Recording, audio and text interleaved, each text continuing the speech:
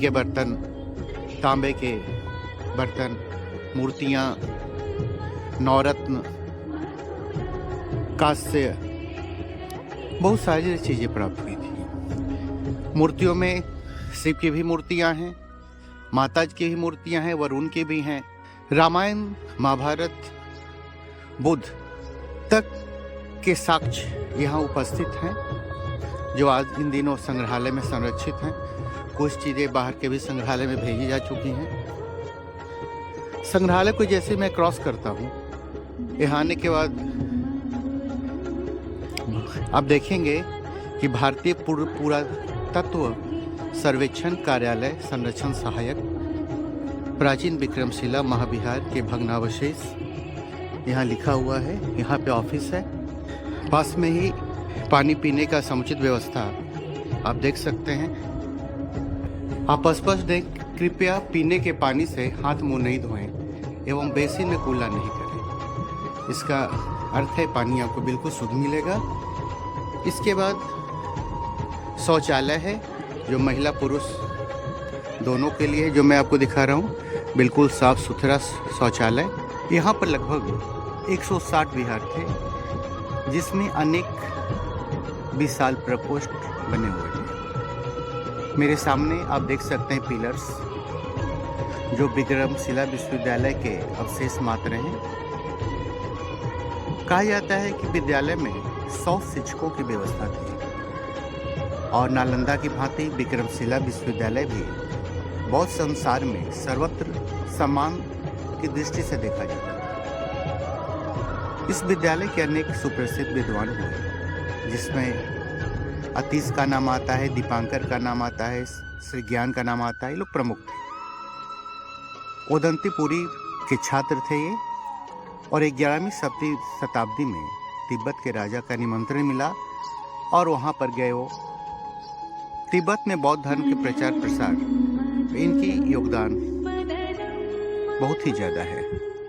हमने जो चीज़ें आपको बताई थी कुछ समय पहले, कि जैसे यहाँ बहुत सारे सामग्री प्राप्त हुए, जिसमें कि अपने मृत भांड भी थे, मातृदेवी हों, शिव योगी हों, संदीपनी मुनि, आदि बुद्ध, तारा, बृहस्पति, वरुण, उर्वशी इत्यादि की बहुत सारी प्रतिमाएं मिली। रामायण काल, महाभारत युग, बुद्ध तक के साक्ष्य यहाँ मिले। तो ये समझा जा सकता है, यह स्पष्ट साक्ष्य हमें बताता है कि एक समय इसकी समृद्धि क्या होगी। जहाँ 12वीं शताब्दी का जिक्र आता है कि उस समय 3000 विद्यार्थी यहाँ अध्ययनरत थे। ये 12वीं शताब्दी की बात है। लेकिन जब 8वीं शताब्दी में धर्मपाल ने इसे बनवाया, बहुत कम समय में इसे ख्याति मिला, बहुत आगे बढ़ाए, और देखते देखते विदेश से छात्र भी आने लगे। यह अलग बात है कि 12वीं शताब्दी में बख्तियार खिलजी का आक्रमण हुआ और इस्लाम के सामने हिंदू धर्म, बौद्ध धर्म उसे प्रतिद्वंदी नजर आया और उसने इस विश्वविद्यालय को पूरी तरह नष्ट कर दिया और यहाँ के पुस्तकालय की जितने भी पुस्तकें थी सभी को जला डाला। इन दिनों हमारे सामने जो स्थिति है उस समय आपको दिखा रहा हूँ। ये अपना विक्रमशिला विश्वविद्यालय के अवशेष जो हमारे सामने में है।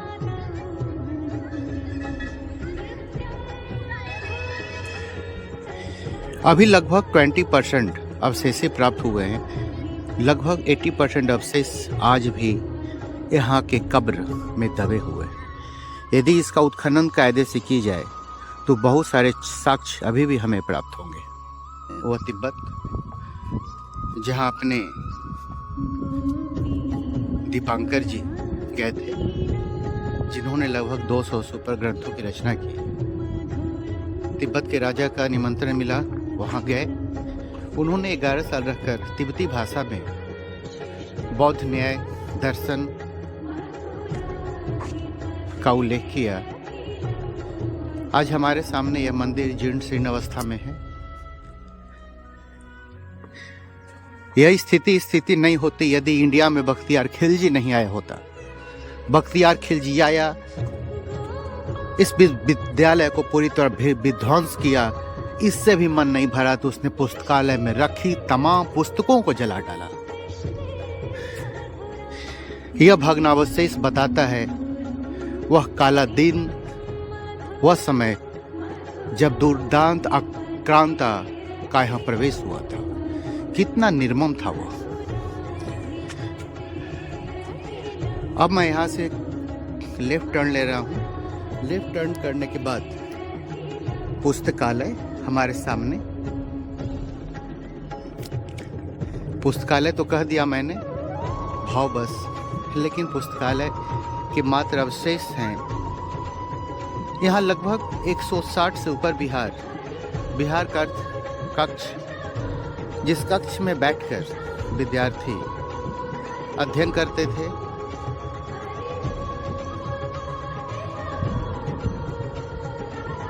ये तमाम कक्ष हैं।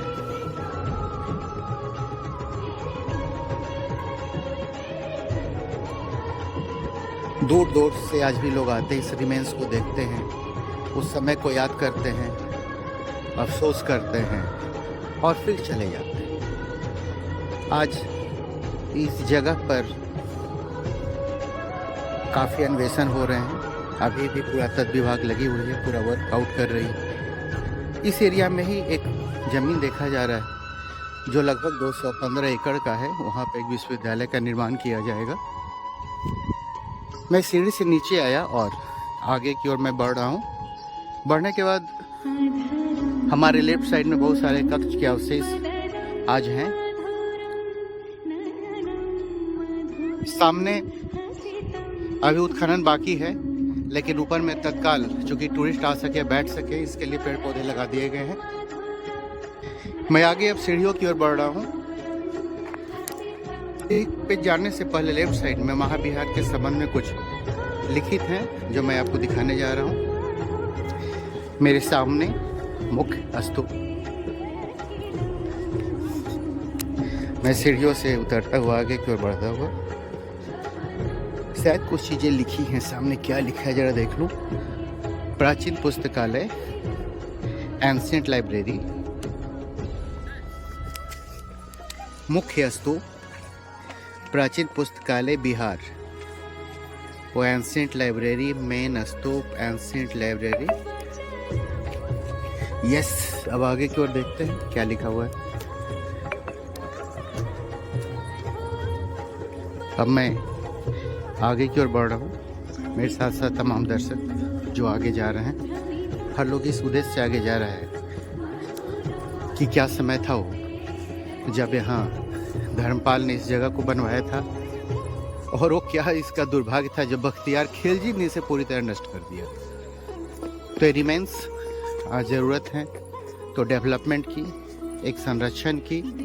संरक्षण तो दिया जा चुका है, लेकिन पूरी तरह डेवलपमेंट का मुझे कोई आसार तत्काल नज़र नहीं दिखते। जबकि गवर्नमेंट का ध्यान है, आदेश डीएम को दिए जा चुके हैं और स्तूप के संबंध में जो कुछ रिटेन है इंग्लिश में है, जो मेरे सामने में है, इसे आप गूगल पर सर्च करके निकाल लेंगे। बाकी पढ़ेंगे, क्योंकि धूप काफ़ी है और दिखाना मेरे लिए संभव प्रतीत नहीं हो रहा अभी। अब मैं जरा लेफ्ट टर्न ले रहा हूँ। लेफ्ट टर्न लेने के बाद मैं देख पा रहा हूँ क्या कुछ लिखा गया है, और आप देख सकते हैं जहाँ हिंदी में कुछ लिखा हुआ है जो मैं आपको जस्ट दिखा रहा हूँ।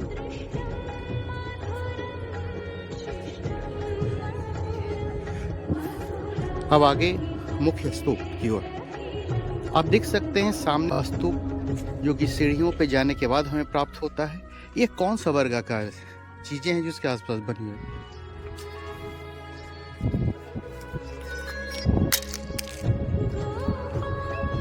तो आप देख सकते हैं मेरे सामने एक वर्गाकार, शायद यहाँ पर बैठकर स्तूप की ओर लोग ध्यान लगाते होंगे। जो स्तूप जो खास करके बौद्ध धर्म का प्रतिबिंब है, एक निश्चित स्थान है। और ये हमारे सामने सीढ़ियाँ, इस सीढ़ी पे जैसी मैं आगे की ओर बढ़ता हूँ, यहाँ से बाएं का दृश्य, लोकेशन दृश्य आप देख सकते हैं, बहुत ही खूबसूरत। आगे बढ़ने के बाद स्तूप की ओर मेरे कदम बढ़ रहे हैं और यहाँ से लेफ्ट साइड मैं सबसे पहले जाऊँगा, क्योंकि नियम है हम लोग का कि हम लोग पहले परिक्रमा करते हैं। परिक्रमा बहुत ज़रूरी है। ये उस समय के ईंट, वॉल पर कुछ फिगर्स हैं। अच्छा, ये कुछ मूर्तियां बनी हुई हैं, शायद माता देवी की मूर्ति हो सकती है।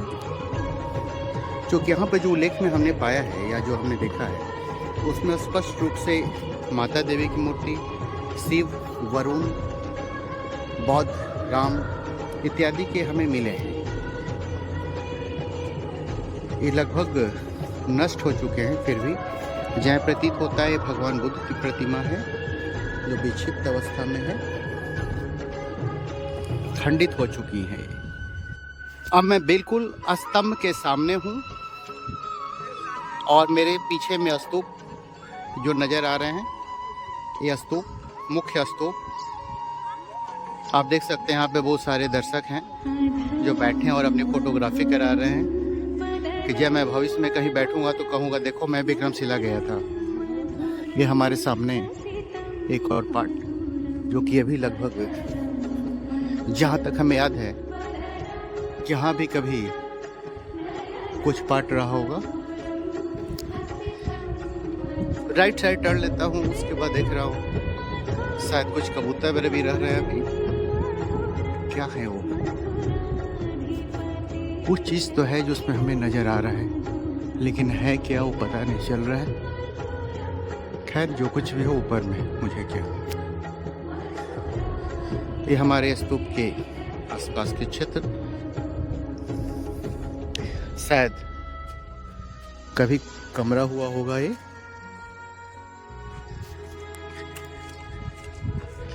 स्तूप की मरम्मत के लिए सीढ़ियाँ रखी हुई हैं। यदि कोई प्रॉब्लम आता है तो लोग ऊपर में जाते हैं और उसकी व्यवस्था करते हैं। चूँकि अकॉर्डिंग टू रूल मैं सीढ़ी पर नहीं चढ़ सकता, नहीं तो मैं जरूर सीढ़ी पर गया होता और आपको दिखाया होता। लेकिन अपनी प्राचीन स्मारक की रक्षा करना मेरी ड्यूटी है, इसलिए मैं अपनी ड्यूटी को स्वयं भंग नहीं करूँगा। और हमारे सामने स्तूप का एक और पार्ट, एक और स्तूप के पीछे का क्षेत्र, शायद यहाँ भी कभी बुद्ध से रिलेटेड कुछ रखे गए होंगे जो आज नहीं है, या यहाँ का विक्रमशिला विश्वविद्यालय के जो अवशेष हैं उसका मुख्य स्तूप है। और यहाँ स्पष्ट लिखा हुआ है कि अंदर प्रवेश नहीं करें, पकड़े जाने पर दंडात्मक कार्रवाई होगी। लेकिन फिर भी लोग हैं जिस नियम को अनदेखा करते हैं, गार्ड की नज़र बचा करके अंदर प्रवेश कर जाते हैं, फोटोग्राफी कराते हैं। चलिए खैर उनकी अपनी मर्जी, लेकिन अपनी जो ड्यूटी है मैं पूरी तरह कर रहा हूँ। और ये मुख्य पार्ट जो आपके सामने में है, मुख्य स्तूप, स्तूप के आगे पिलर्स के कुछ पार्ट्स, यही मुख्य स्तूप है जो बौद्ध धर्म से संबंधित हैं। नालंदा विश्वविद्यालय की जब स्थिति खराब हुई तो विक्रमशिला विश्वविद्यालय का नींव पड़ा। यहाँ का अध्ययन, अध्यापन उससे बेहतर किया गया, क्योंकि उसमें काफ़ी कुरीतियाँ आ गई थी। अब चूंकि मैं यहाँ से अब बाहर जाना चाहूँगा, क्योंकि मेरा उद्देश्य और भी जगहों पर भ्रमण करने का है। मैंने अपने यात्रा वृत्तांत के दौरान आपको बताई थी कि जब मैं सिल्क नगरी भागलपुर जाऊँगा तो वहाँ के कुछ विशेष स्थानों का दर्शन करूँगा और आप लोग को भी अपने वीडियो के माध्यम से दर्शन कराऊँगा। मैं आज विक्रमशिला विश्वविद्यालय के भग्नावशेष का आज अध्ययन किया। अध्ययन के दौरान मैंने बहुत लोगों के मुख से कुछ शब्द भी सुने, भग्नावशेष पे बैठे लोगों को भी देखे। आज की कंडीशन है कि जितना संरक्षण इसे मिलना चाहिए, जितना डेवलपमेंट का कार्य इस पर होना चाहिए, वो चीज़ें नहीं हो रही। प्रोटेक्शन की कमी है, कुछ लोग के मुंह से मैंने सुना, भैया ये तो राजा का किला है, राजा कैसे रहता था यहाँ। अब भैया सोचो, जो आप आ रहे हो विक्रमशिला विश्वविद्यालय का रिमेंस देखे ना, तुम्हें पता भी नहीं कि आप कहाँ जाए। दूसरी चीजें, बस लोग आते हैं, फोटो खिंचवाते हैं अपनी और चले जाते हैं। क्या तो एक खंडहर था, ये क्या दीवार था। अरे यार, किस पे बैठे हो भाई, तो जरा सोचो। ये तुम्हारे पुरातात्विक अवशेष हैं जिस पर आप बैठे हो। आप देख सकते हैं किस तरह लोग तिब्बती मंदिर के अवशेष के ऊपर खड़े हैं, शू पहनकर। थोड़ा सा भी इन्हें शर्म नहीं है। इस तरह उस पर नहीं चढ़ना चाहिए। यदि आप तिब्बती समझो या ना समझो, कम से कम भारतीय पुरातत्व का संरक्षित वस्तु तो समझो। देखिए कितना आनंद आ रहा है लोगों को।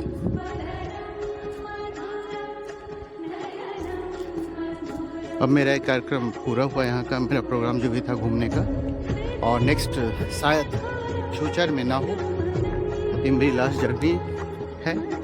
यदि कभी आए तो कुछ न कुछ बातें होंगी या कुछ डेवलपमेंट इसकी हुई तो मैं इस पर चर्चा अवश्य करूँगा। तब तक के लिए tata, bye bye, see you. आज स्टूडेंट्स भी आए हैं विक्रमशिला विश्वविद्यालय के रिमेंस का दर्शन करने के लिए, और इनके टीचर्स इनके साथ हैं, जिसके बारे में उन्हें बता रहे हैं। आज से कुछ दिन पहले हमें जानकारी मिली कि यहाँ सुप्रीम कोर्ट के justice honourable chief justice Sanjay Karol साहब यहाँ आए थे, और उन्होंने यहाँ के पुरातत्व का अन्वेषण किया, देखा। देखने के बाद आगे इसके डेवलपमेंट पे अपना रिपोर्ट वो देंगे। हमें कुछ ब्लॉग्स मिले जब मैं यहाँ आया, तो कुछ लोगों ने मुझे कुछ फोटोग्राफ्स दिए, कुछ वीडियो दिए, जिसमें honourable chief justice Sanjay Karol साहब अपने कुछ न्यायिक कर्मियों के साथ यहाँ आए, इसे देखे और अपना विचार वो अन्वेषण डिपार्टमेंट को देंगे, सेंट्रल गवर्नमेंट को भी देंगे कि कैसे इसकी डेवलपमेंट की जाए। इन दिनों इसके लिए 215 एकड़ जमीन देखा गया है। यह विक्रमशिला विश्वविद्यालय संग्रहालय का पार्क है। सामने संग्रहालय पार्क में आने का मुख्य गेट, इस गेट से हम लोग अंदर आते हैं।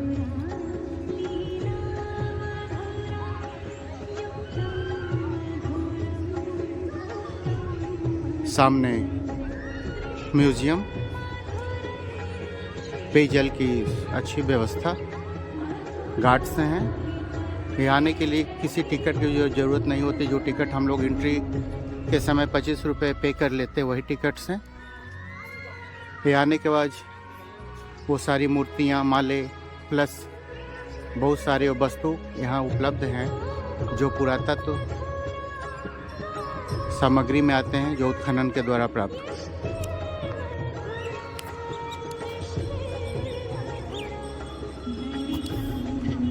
यह मेन गेट संग्रहालय के अंदर आने का। जब हम अंदर की ओर आते हैं तो हमारे ट्रैक के दोनों ओर पार्क बने हुए हैं, खूबसूरत सा, आप देख सकते हैं। यह गार्डन सुंदर सुंदर फूलों के पौधे से सुसज्जित, बैठने के लिए चेयर्स, सामने ड्रिंकिंग वाटर की व्यवस्था, राइट साइड में भी पार्क बने हुए हैं। यहाँ लिखा हुआ है कि कृपया फूलों को न तोड़ें। ये हर जगह के पार्क में होते हैं, कोई एक नई बात नहीं। बहुत ही खूबसूरत व्यवस्था यहाँ की। इस म्यूजियम में उत्खनन के दौरान जो भी सामग्री प्राप्त हुई, मूर्तियाँ, माले, वस्तु, सभी सुरक्षित। सामने प्रसाधन गृह, बहुत खूबसूरत व्यवस्था है यहाँ की, बहुत सुंदर। और सामने मेरे म्यूजियम जो हमारे सामने में अवेलेबल है। जी हाँ, इसके लिए गार्ड्स भी हैं। जो इसके प्रोटेक्शन के लिए हैं। अंदर फोटोग्राफी मना है, इसलिए मैं अंदर का फोटोग्राफी नहीं कर सकता। ये पुरातत्व संग्रहालय जो सामने लिखा हुआ है, ये पार्क जहाँ लोग आते हैं बैठते हैं। फ्राइडे को यह पार्क बंद होता है। यहाँ अंदर आने के लिए कोई भी एंट्री टिकट की ज़रूरत नहीं होती है।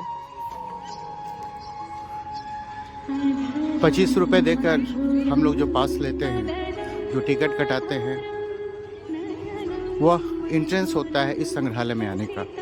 तो गाइज आप आइए संग्रहालय में, संग्रहालय को करीब से देखिए, इसका आनंद लीजिए, नॉलेज प्राप्त कीजिए। तब तक के लिए बाय।